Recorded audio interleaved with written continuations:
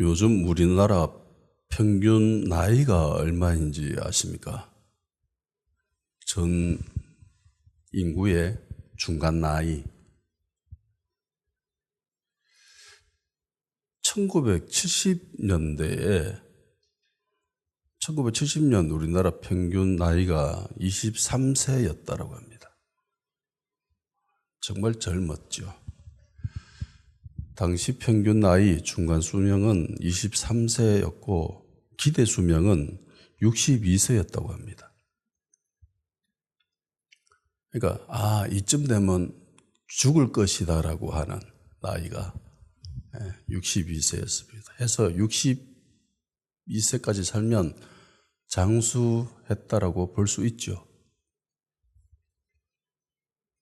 그래서 그 당시에는 환갑잔치를 했습니다. 만 60이 되면은 환갑잔치를 했습니다. 동네마다 잔치를 크게 벌였습니다.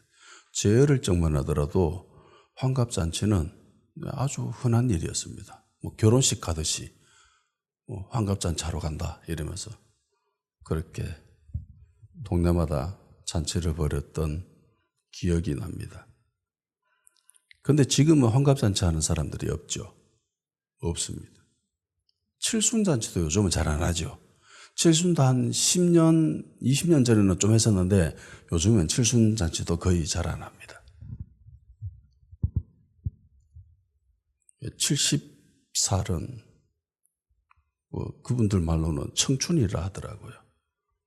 주변에 70 되신 분들, 저희 부모님 세대가 그렇죠. 아직 정정하시죠.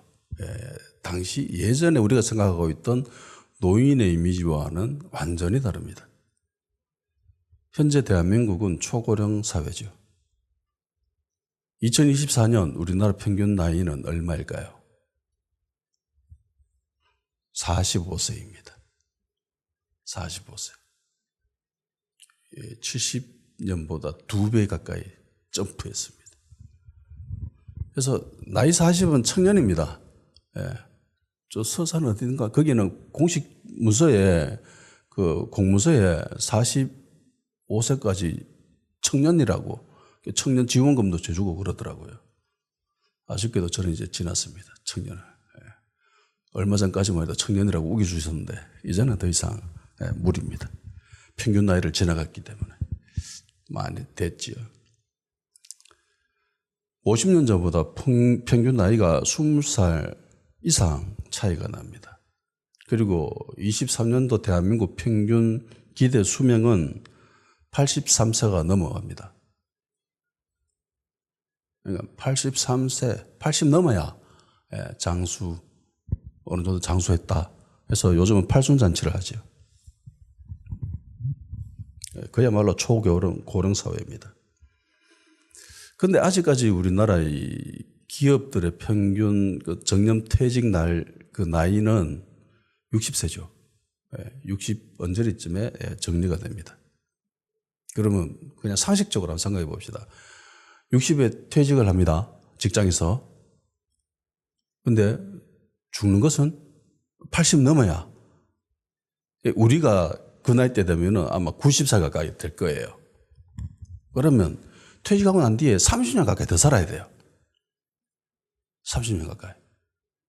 이게 노년의 30년이 이게 별로 감이 잘 안 잡힌다고 생각하면 태어나서부터 30살까지 그 세월을 한번 생각해 보십시오.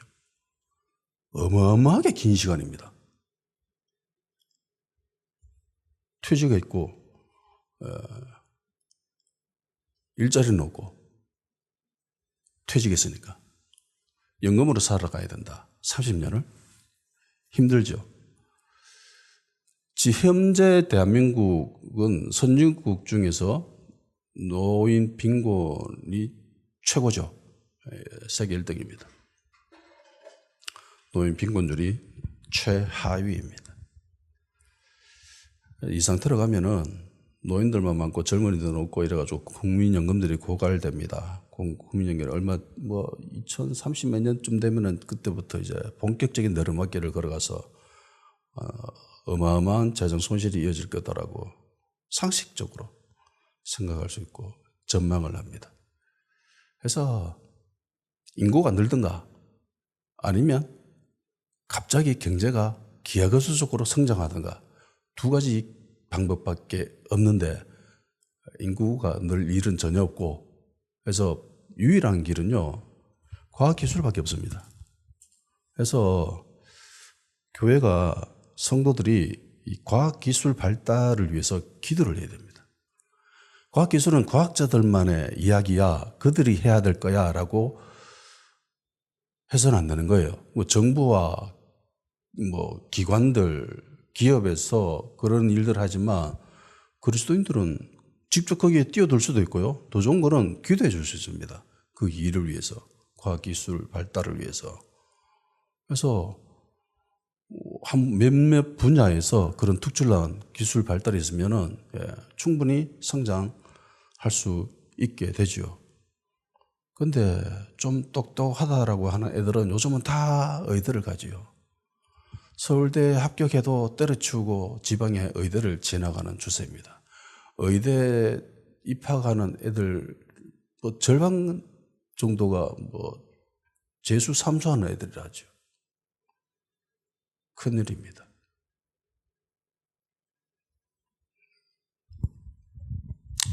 사람은 태어나면 반드시 죽습니다.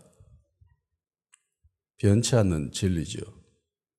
병들어 죽든가 늙어 죽든가 어쨌든 죽습니다.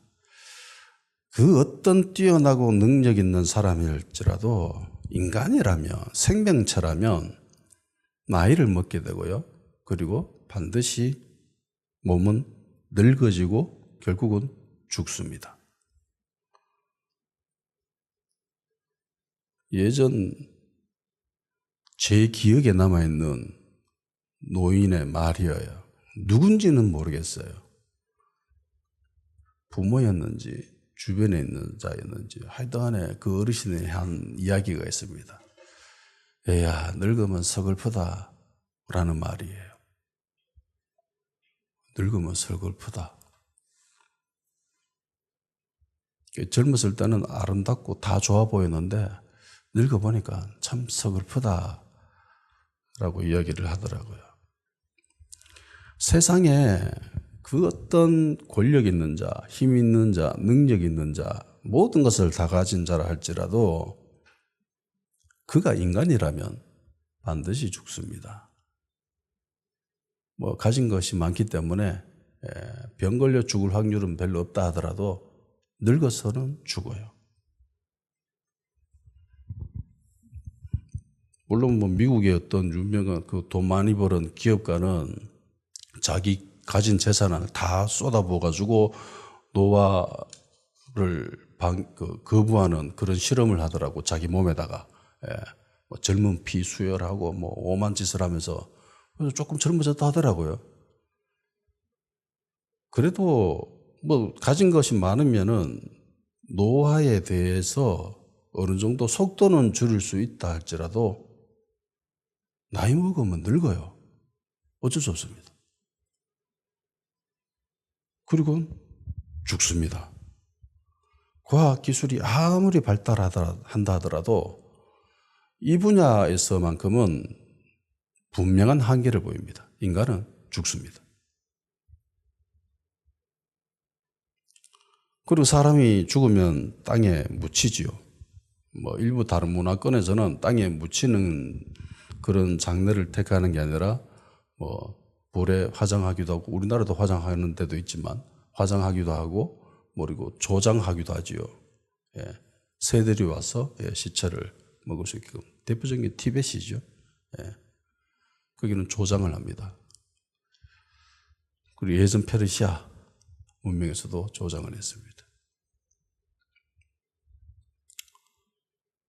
어쨌든 장례를 치른다라고 하는 거. 우리나라는 3일장을 하잖아요.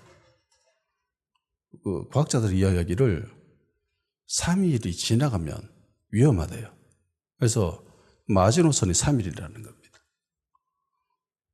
그 시체가 부패하고 병균이 옮고 질병이 도질 확률이 매우 높아지기 때문에 그 마지막 한계선이 3일이다. 그래서 3일 이상은 잘 안 지내죠. 3일 안에 시체를 땅에 묻습니다. 화장하던가. 간혹 이장하거나 혹은 파묘할 때 무덤을 이장하거나 파묘하는 그런 장면을 보게 됩니다. 얼마 전에 영화도 유명한 게 있었죠. 파묘라고. 다큐멘터리에 이장하는 사람들의 그 일과를 상영하는 걸 본 적이 있는데 어떤 무덤을 이장을 한다고, 파묘를 한다고 무덤을 파헤쳤습니다. 무덤을 없애기 위해서. 시신을 수거해야 되잖아요. 정리를 하려고 파헤쳤는데 아무것도 없는 거예요. 머리카락도 없고 뼈도 없고 아무것도 없는 거예요. 그래서 그 일하는 사람들이 그 무덤 밑에 있는 흙을 막 이렇게 끌어 담더라고요. 상자 안에. 이게 시체라는 거예요. 썩어가지고 완전히 흙이 되어버린 거예요. 그 사람들 말로는 땅이 참 좋다. 땅이 너무너무 좋은 곳이다. 그래서 이게 다 썩어가지고 이렇게 돌아간 거다. 이렇게. 그런 이야기를 하더라고요. 예. 사람은 죽으면 썩고요. 그리고 썩은 그 사람은, 시체는 결국은 흙이 됩니다. 창세기 3장 19절에 이렇게 돼 있죠. 네가 흙으로 돌아갈 때까지 얼굴에 땀을 흘려야 먹을 것을 먹으리니 네가 그것을 취함을 입었음이라. 너는 흙이니 흙으로 돌아갈 것이니라 하니라. 그래서 땅의 것으로 지음받은 인간이기 때문에 결국은 그 땅에 있는 것들을 통해서 먹고 땅의 것으로 삶을 영위하다가 결국은 죽어서 땅이 되는 거예요. 흙이 되는 거예요. 거기서 나왔으니까 거기로 더 들어가야 된다. 하나님 인간을 창조하셨죠. 하나님이 인간을 자기의 형상대로, 내 모양대로 만들자. 우리의 모습과 비슷하게 만들자라고 만든 게 인간이지요. 하나님의 형상으로 창조되었습니다. 그래서 창조된 인간은 원래 죽지 않는 존재였지요. 영원히 살 수 있는 존재였습니다. 그런 존재로 지음받았기 때문에 인간은 영원을 사모하는 본성이 있습니다. 죽는 거는 뻔히 알면도 불구하고 살고 싶다라는 인간의 마음이 있습니다. 영생을 추구하지요. 왜냐하면 하나님으로부터 생명을 받았기 때문입니다. 창세기 2장 7절 여호와 하나님이 땅의 흙으로 사람을 지으시고 생기를 그 코에 불어넣으시니 사람이 생명이 된지라. 하나님의 숨결을 받아들이기 때문에 하나님의 생명을 받은 거죠. 그래서 하나님은 인간을 잘 살 수 있도록 에덴 동산에다가 갖다 두셨죠. 여기 살면 돼. 정말 좋은 곳이야. 내가 지었지만은 여기 너무 좋은 곳이야. 하나님이 지어놓고 보시기에 정말 좋았다라고 했잖아요.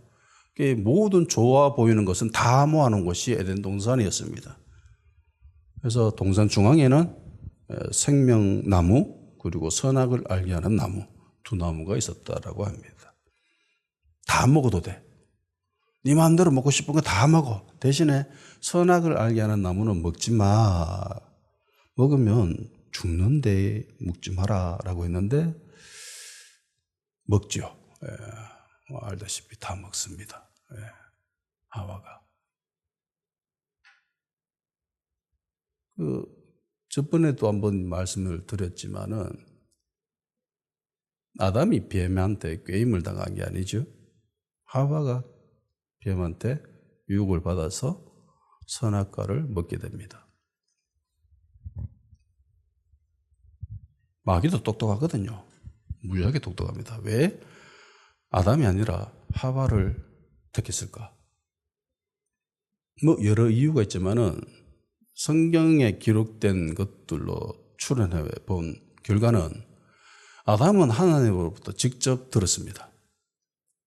하나님이 아담한테 이거 먹으면 죽는다라고 말씀을 하시고 그 다음에 하와를 아담의 갈비뼈를 취해서 만드셨습니다. 그래서 순리상 하와는 아담으로부터 들었습니다.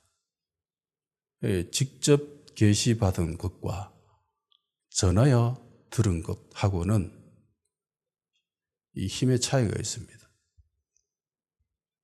믿음이 내 믿음이어야 되지, 신앙이 내 신앙이어야 되지, 주변의 누군가로부터 전해 듣거나 영향을 받은 신앙은 오래가지 못합니다.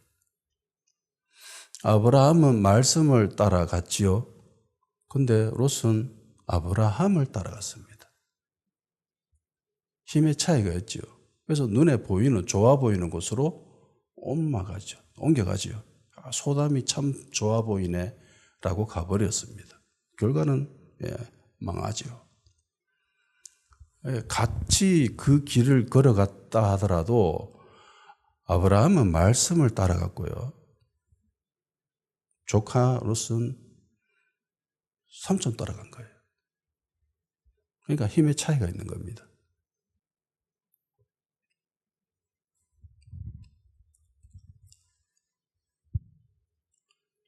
결국은 죄라고 하는 것은 하나님의 말씀을 어기는 겁니다. 세상에서 죄는 법에 명시되어 있지요. 이것 하면 죄다라고 하는 것들이 있습니다. 그런데 그리스도인들에게 있어서 죄라고 하는 것은 하나님의 말씀이죠. 하나님의 말씀을 어기는 것을 죄라고 합니다. 솔직히 선악과 싸우는 게 어떤 영향을 미칩니까? 뭐 두드려 팬 것도 아니고 사기친 것도 아니고 누굴 죽인 것도 아니고 뭐 세상적인 관점에서 보면 아무것도 아니잖아요. 그냥 호기심이라서 한번 먹은 것뿐입니다. 그거 먹는다고 뭐 에덴 동산이 사라진다든가 그런 일이 전혀 없잖아요. 세상적인 관점에서는 아무런 문제가 되지 않을 수 있습니다. 오히려 좋아 보일 수 있죠. 왜냐하면 능력을 키우는 거기 때문에. 인간의 능력을 키우잖아요. 하나님 같이 될 수 있다. 성공할 수 있다. 실력 올라간다. 근데 하나님 관점에서 이건 죄지요. 왜냐하면 말씀을 어긴 거기 때문에. 그래서 우리 기독교는 동성애를 죄라고 합니다. 세상에서는 죄가 아니죠. 오히려 권면하고 장려하고 막 이럽니다. 매스미디어를 동원해서. 근데 성경은 분명히 이걸 죄라고 이야기합니다. 그래서 우리는 죄라고 이야기할 수밖에 없습니다. 그렇다고 이것을 지키기 위해서 여타 다른 죄악을 수긍한다든가 인정한다든가 정의와 공의는 진짜 괴나 져버리는 그런 태도를 보이는 것은 더 몹쓸 짓이죠. 그래서도 안 됩니다.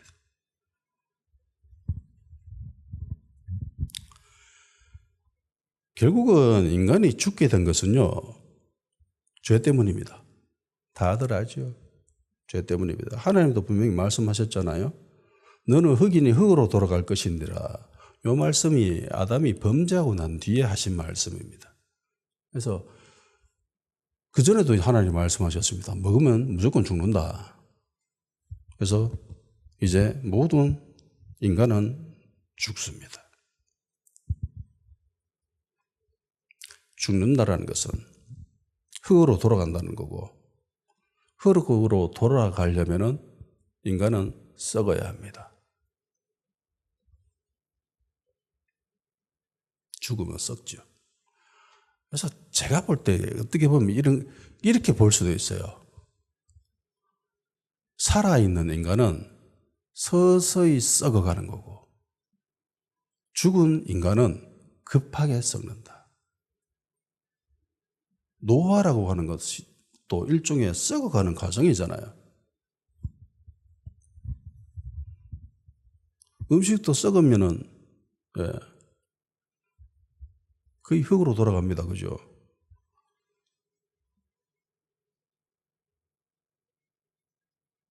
인간이 죽게 된 것은 결국 인간이 저지른 죄로 말미암아 그렇게 된 겁니다. 죄가 없으면 인간은 어떻게 될까요? 원론적으로는 안 죽습니다. 인간이 죄를 짓지 않으면 인간은 죽지 않아요. 썩지 않습니다. 야고보서 1장 15절 욕심이 잉태한 즉 죄를 낳고 죄가 장성한 즉 사망을 낳는다라.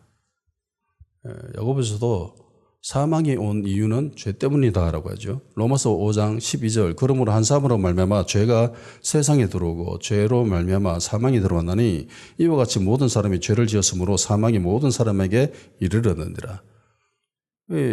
창세기를 봐도 그렇고 신약의 여러 부분을 봐도 인간이 죽는 유일한 필연의 이유는 죄 때문입니다. 그래서 죄가 없으면은 원론적으로 인간은 죽지 않습니다. 그러니까 선악과를 먹기 이전에 인간은 죽음이 없었죠. 죄를 지음으로 인간은 죽게 된 거예요. 그런데 인간이 죽지 않을 수 있는 유일한 방법이 죄 없음인데 안타깝게도 그럴 수 있는 인간은 없습니다. 인간은 무조건 죄를 지을 수밖에 없습니다. 그리고 인간 존재 자체가 이미 죄 때문입니다.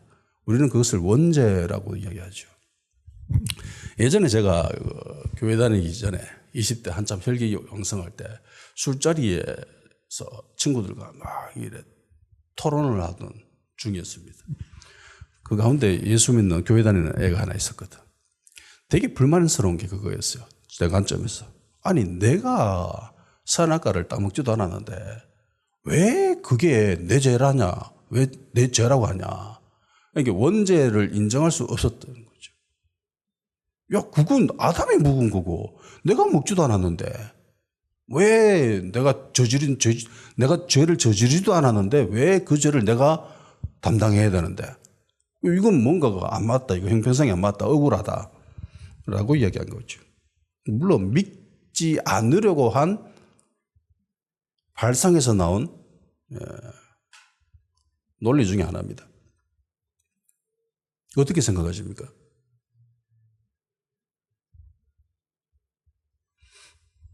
나중에 그 교회를 다니면서 한 목사님이 청년부 담당하셨던 한 목사님이 그런 이야기를 했어요. 우리가 올림픽을 할 때 국가대표 선수들의 그 경기를 보면서 기뻐하죠. 경기 이기면 기뻐하고 경기에 지면 슬퍼하고 분하고 뭐 화도 내고 막 그럽니다. 월드컵 축구 경기를 할 때 경기 이기면 난리가 나죠. 온 나라가 시끄럽습니다. 4강 올라갔을 때 난리도 아니었습니다. 자, 냉정하게 생각해 봅시다. 내가 이긴 게 아니잖아요. 내가 승리한 게 아니잖아요. 그런데 왜 기뻐합니까? 그분의 이야기는 그거예요. 이 대표성이라는 겁니다. 대표였기 때문이다. 국가를 대표한 거다. 우리를 대표한 거기 때문에 우리가 거기에 열광하는 거다. 그리고 그분이 하신 또 하나의 예를 든 게 있습니다. 독사예요. 자, 독사 새끼가 있습니다. 얘는 태어날 때부터 독을 가지고 있어요. 지가 원해서 독을 가졌을까요? 자기 의지하고는 상관이 없지요. 태어나 보니 독사 새끼야. 독사 새끼는 독을 가지고 있습니다. 독사 새끼가 독을 가지는 것이 그게 당연하듯이 인간이 태어난 그 순간 이미 그 인간은 죄를 가지고 있다는 것은 그건 당연한 거다. 굉장히 일리가 있죠. 일리가 있습니다. 그리고 원죄가 솔직히 그냥 원죄가 없다라고 한번 쳐봅시다. 그 상황에서 율법이 요구한 그 모든 것을 준수할 수 있는 인간이 있습니까? 수백 년에 걸쳐서 인간 중에서 그나마 제일 괜찮다라고 하는 유대인들을 택해가지고 한번 하나님이 실험해 봤거든요. 예. 수백 년, 천몇백 년 기간을 동안 시험을 해봤는데 합격한 인간이 한 명도 없습니다. 이 실험 조건을 충족한 인간이 한 명도 없었습니다. 그래서 하나님 결론은 실패. 야, 이거 안 되네. 이걸로는 안 되는구나. 라는 결과에 도달한 거죠. 그래서 성경에도 율법으로는 죄를 깨닫기만 할 뿐이다. 라고 이야기합니다. 율법으로 통해서 의인이 되려고 하나님이 했는데 원래 계획은 그건데 이걸 충족할 수 있는 인간이 한 명도 없어. 그래서 바울이 이야기하죠. 율법으로는 죄를 깨닫기만 할 수 있구나. 그래서 하나님의 방법이 예수님인 거예요. 그분은 성령으로 잉태하셨죠. 그래서 인간의 자연적인 방법으로 태어나지 않았기 때문에 원죄에서 벗어났습니다. 그리고 살아가시면서 하나님의 모든 말씀들을 충족을 하셨습니다. 원죄도 없으시고 그리고 율법의 모든 것들도 다 충족하시고 죽기까지 순종하셨잖아요. 하나님의 말씀을 어긴 적이 없다는 것이 예수님이 이 땅에서 죄를 짓지 않았다는 겁니다. 죽기까지 순종하셨다.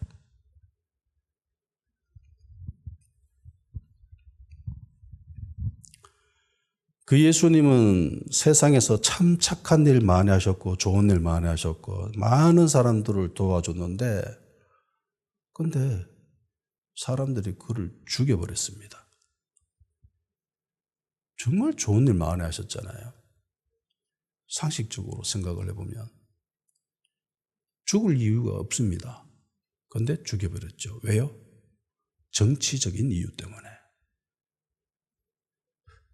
제가 계속 살아있으면 우리 기득권 유지하는데 불리하겠다.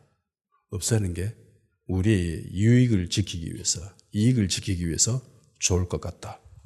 그걸로 말미암아 예수님을 죽였죠. 그래서 진짜 정치에 하나님의 그 사명을 주시지 않는 이상 정치판에 뛰어들어서는 안 됩니다. 윌리엄 윌버포드 정도 되면 인정합니다. 영국의 노예제도를 없앤 영국의 정치인. 당시에 노예제도는 영국 국가 재정에 아주 중요하고 큰 부분을 비중을 차지했습니다. 그걸 무너뜨린 분이에요.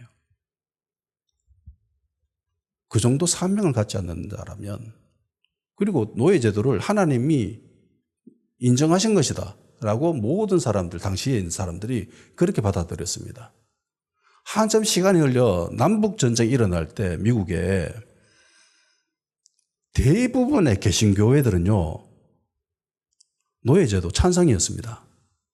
우리 상식적으로는 노예제도를 반대해야 될 것 같은 생각 들지요? 아닙니다. 정말 신실한 자들이 많았습니다. 남부에. 대표적인 게 리 장군, 남부 장군이었던 엄청난 링컨보다 훨씬 뛰어난 신앙인이었습니다. 자기들의 관점에서 성경을 봤을 때는 그게 하나님의 뜻이라고 생각하고 있었습니다.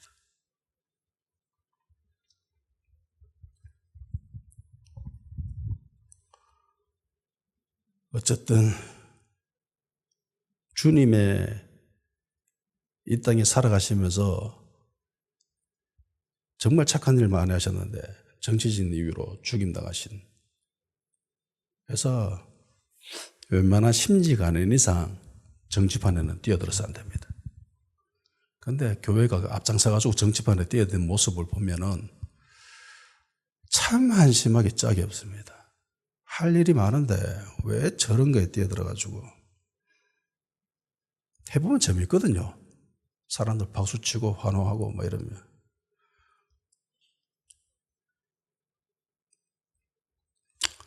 예수님은 죽으셨지만은 다시 살아나셨습니다. 부활하셨죠. 몸으로 다시 부활하셨습니다. 영으로만 이렇게 부활하신 게 아니라 몸이 부활하셨어요. 이게 예수님의 부활입니다. 그래서 여기서 잠시 몸의 부활에 대해서 한번 생각해 봅시다. 예전에 제가 청년부 시절에 장애 시설에 봉사하러 간 적이 있습니다. 주기적으로 계속 갔었거든요. 신체 장애를 입고 있는 사람들, 정신적인 장애를 갖고 있는 사람들, 나이가 30 다 됐는데도 불구하고 자기 몸 하나 제대로 추스를 수 없는 중증 장애를 가진 사람, 수성구 쪽에 있는 그 갔었어요. 기독교 재단에서 운영하고 있는 곳이었거든요. 거기서 제가 든 질문이 이거였어요. 이 사람들이 부활을 했을 때 과연 이 사람들의 몸은 이대로일까? 우리는 몸이 부활한다고 하잖아요. 여타 다른 종교의 차이점이 몸이 부활한다는 거예요. 영으로 부활해서 막 이렇게 영혼이 떠돌아다니면서 막 이렇게 하는 게 아니라 몸이 부활하는 거잖아요.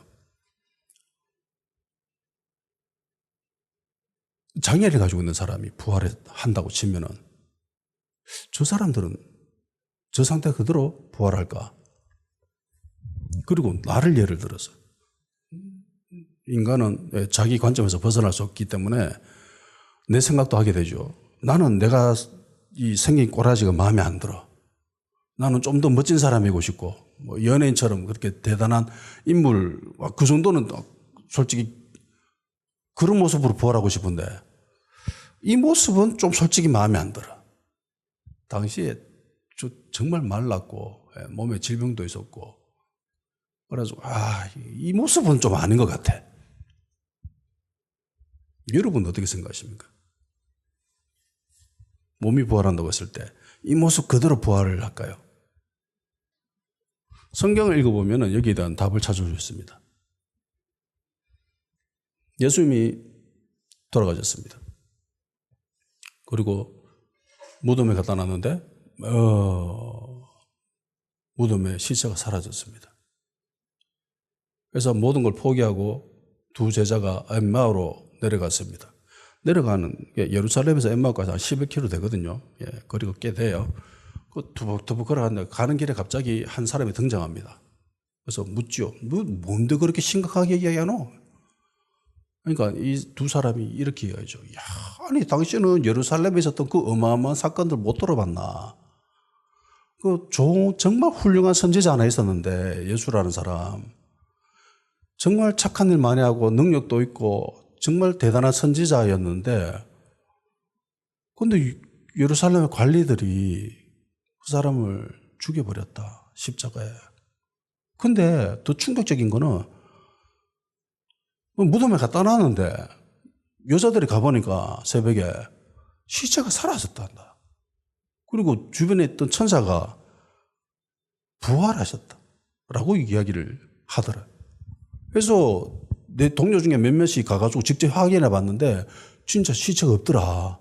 근데 그 이야기하고 있다 이러면서 그걸 들은 사람이 막 한심해하면서 이야기하죠. 아니 너희들은 구약의 선지자들의 글을 도대체 어떻게 읽었길래 이걸 아직 못 깨닫느냐 하면서 구약에 있는 모든 구절들을 인용해 가면서 그리스도가 고난 받아야 되고 영광 그래야 다시 영광 받을 수 있다라고 하는 것들을 막 풀어 설명해 주죠.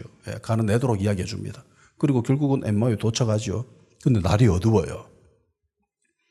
그래서 이 사람은 계속 더 가려고 하는 거야. 엠마오를 지나쳐서. 당신 더 가려고요?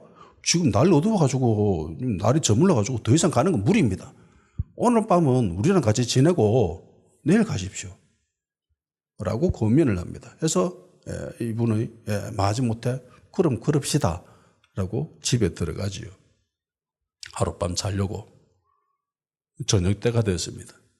식사 준비를 하고 기도를 할 때죠. 그래서 식사 기도를 요청했습니다. 그래서 빵을 가지고 축사하시면서 기도를 할 때에 이들이 갑자기 깨닫게 되죠. 예수님이다. 예수님인 걸 알아차림과 동시에 예수님이 사라져버립니다. 막 어디 갔노 이러다가 말씀하실 때 우리 가슴이 뜨겁지 않더냐 이러더니만 이들이 같이 그 길로 갑자기 예루살렘으로 가버리죠. 가가지고 제자들한테 얘기합니다. 예수님 만났다. 예수님 부활하신 거 진짜더라. 라고 전해주지요. 여기서 알 수 있는 게 부활하신 예수님을 만났지만은 몰라보죠. 모릅니다. 갈릴리 바다에서도 비슷한 현상이 나타납니다. 예수님이 고기 잡아가지고 확 굽고 있는데 제자들은 고기 잡다가 못 잡아 이렇게 다시 들어올 때에 베드로가 보고 예수님이다 라고 하면서 뛰어들죠. 다른 사람은 잘 눈치를 못 챘어요. 그래서 즉각적으로 예수님인 걸 알아볼 때도 있었지만은 그렇지 못할 때도 있습니다. 그래서 몸에 신체에 장애를 가지고 있는 사람, 내 모습에 어느 정도 뭐 약간은 불만스러워 보이는 그런 질병이나 그런 장애나 기형적인 요소들이 있다 한다 할지라도 부활할 때 그 모습 그대로 회복되는 것은 부활하는 건 아닙니다. 달라질 수 있다라는 겁니다. 그렇지만은 그 사람의 그 사람됨을 어느 정도 가지고 있다라는 거예요. 그 속성은.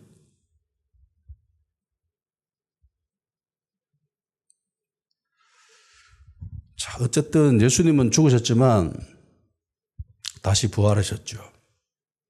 죽으셨지만 썩지 않으셨습니다. 그래서 오늘 본문에 봐도 썩음을 당하지 않았다. 썩음을 당하지 않았다. 썩음을 당하지 않았다. 4번에 걸쳐서 썩지 아니하셨다라고 이야기하고 있습니다. 이게 죽지 않는다라는 거죠. 그리고 이 예수님의 이 썩지 않음, 부활하심은 보세요. 이 역사적인 사실이라고 칩시다. 와, 정말 대단하네요. 멋진 일이네요. 근데 그게 나와 상관이 없으면 무슨 의미입니까? 오, 그래요. 대단하네요. 징기스칸이 세계를 정복했습니다. 와, 대단하네요. 훌륭합니다. 짝짝짝짝. 끝. 나와 상관이 없으면 아무것도 아니죠. 예수님이 부활하셨다 할지라도 그것이 나와 상관이 없으면 의미가 없습니다.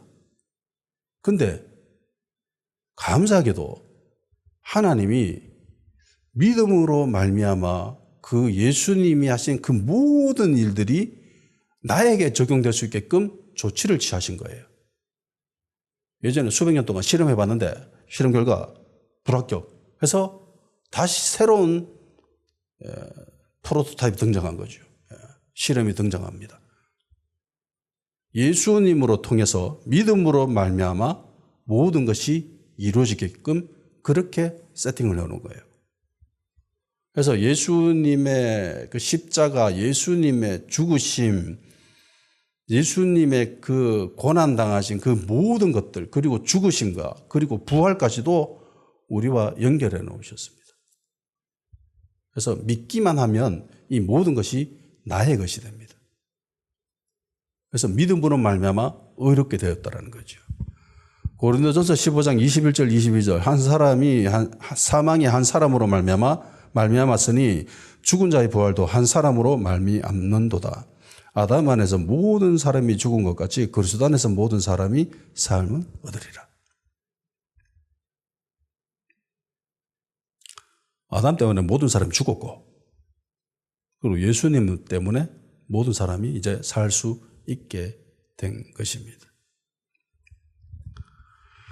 늙으면 참 서글프데이라고 이야기했던 그분의 말, 그 이면에는 늙으면 그 어떤 것도 재미없고 그 어떤 것도 희망이 없고 소망이 없다라는 반증의 표현이었죠.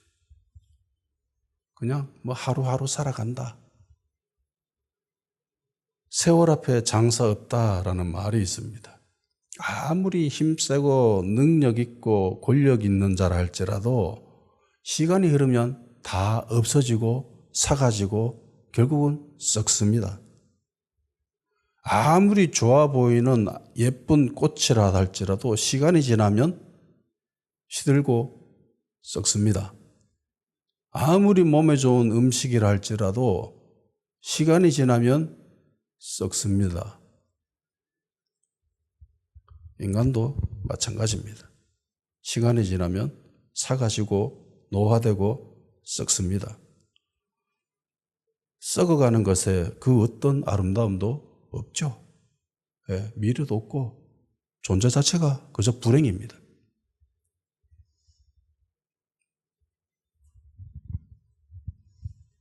그러나 믿는 자에게 있어서 세월은 달리 해석됩니다.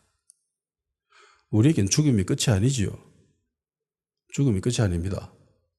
새로운 시작입니다. 아니, 훨씬 더 좋은 시작입니다. 다른 세상에서 더 좋은 모습으로 더 멋진 생활을 할 수 있는 시작입니다. 기독교의 핵심은 부활입니다. 핵심은 부활이에요.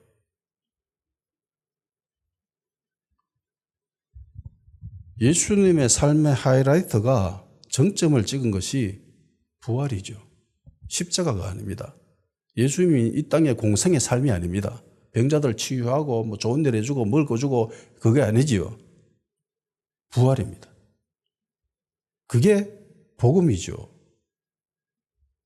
그러니까 예수 믿는 우리들이 붙잡아야 될 것은 궁극적으로 부활입니다. 다른 것은 다 솔직히 없어도 돼요.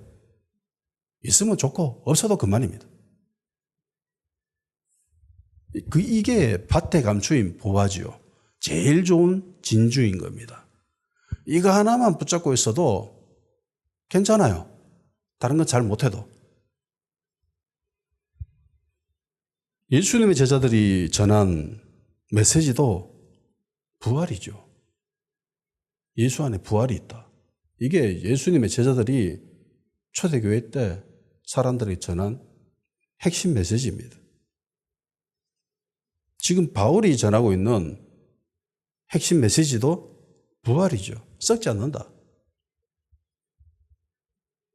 예수님은 이것을 위해서 이 땅에 오셨지요. 예수님 믿으면 제사함 받게 되고 제사함 받았으니까 죄가 없으니까 죽지 않게 되는 거죠. 그래서 예수 믿으면 부활됩니다.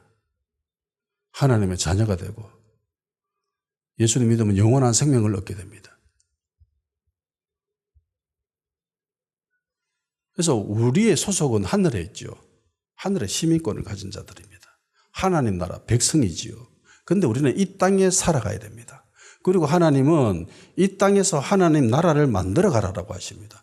예수님도 부활하신 이후에 40일 동안 제자들과 함께 있으면서 하나님 나라에 대해서 가르쳤습니다.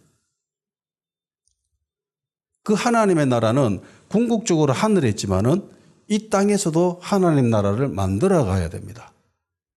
그래서 성경에서 이야기하고 있는 것은 정의와 공의입니다. 구약의 이스라엘 백성들에게서 정의와 공의를 이 땅에 실현시키라라고 했는데 결국은 그들이 실패하죠. 예. 그래서 이스라엘이 망해요. 유다도 망하고 성전도 망하고 제사 안 지내고 이게 아니라 다 정의와 공의가 없어서 망한 거예요.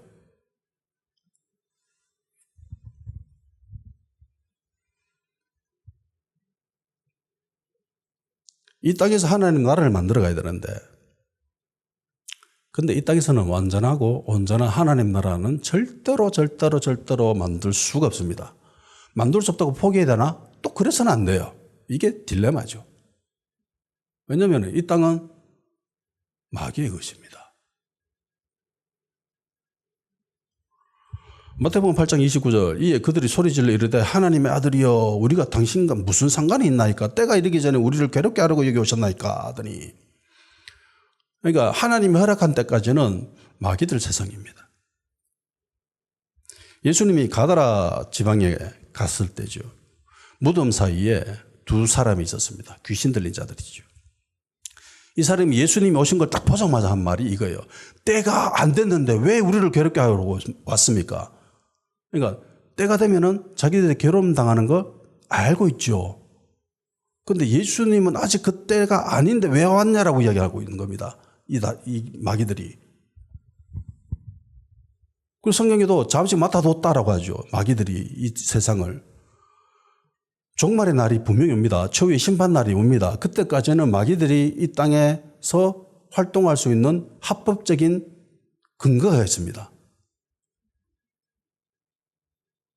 넘겨줬기 때문에 인간이. 아담이 에덴 동산에서 이 땅을 통치하고 다스리게끔 하나님이 만드셨고 그렇게 하고 있었는데 죄로 말미암아 넘어가 버린 거죠.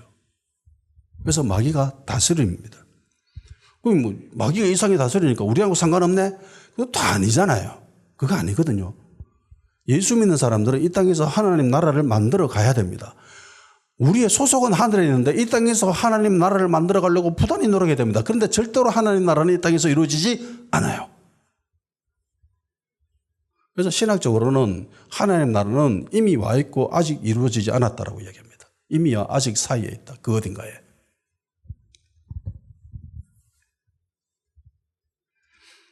왜 하나님 나라를 만들어 간다라는 것은 내 자신을 위한 삶이 아닙니다. 하나님 나라를 위한 거고 예수님을 위한 거고 하나님을 위한 거고 타인을 위한 거고 내 이웃을 위한 거고 그런 거지요.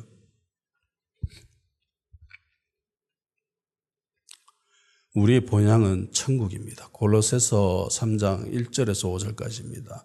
그러므로 너희가 그리스도와 함께 다시 살리심을 받았으면 위의 것을 찾으라. 거기는 그리스도께서 하나님 우편에 앉아 계시느니라. 위의 것을 생각하고 딴의 것을 생각하지 말라. 이는 너희가 죽었고 너희 생명이 그리스도와 함께 하나님 안에 감추어졌습니다. 우리 생명이신 그리스도께서 나타나실 그때에 너희도 그와 함께 영광 중에 나타나리라. 그러므로 땅에 있는 지체를 죽이라. 곧 음란과 부정과 사욕과 악한 정욕과 탐심이니 탐심은 곧 우상숭배니라. 아멘. 너희들 하늘에 속했어. 그래서 이 땅에 있는 것들을 탐하면 안 돼. 그렇지만 우리는 이 땅에서 하나님 나라를 만들어 가야 합니다.